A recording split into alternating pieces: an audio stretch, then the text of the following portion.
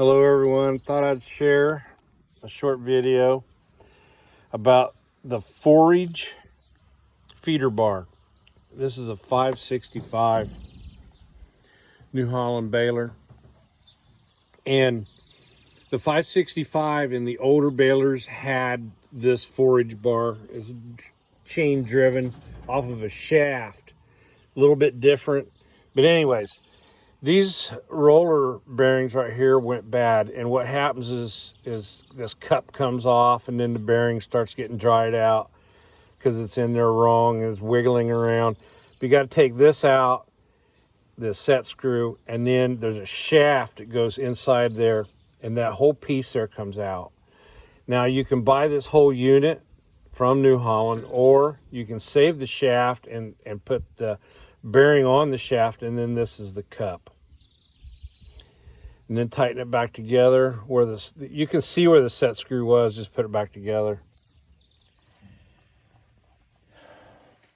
And when I took it out,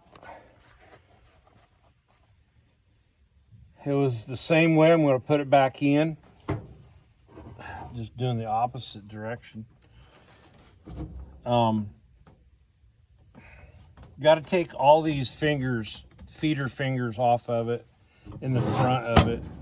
The back one is not so necessary, but my spring is definitely bad. I got to replace it.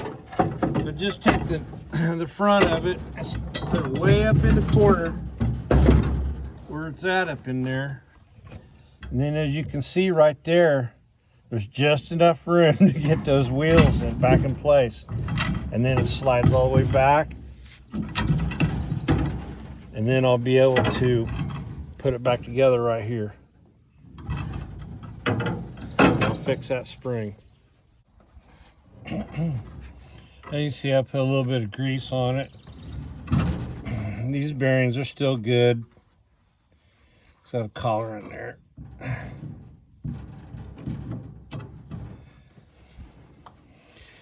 If this chain is loosened up, it'll wiggle out more towards the angle that this bar is. Makes it easier.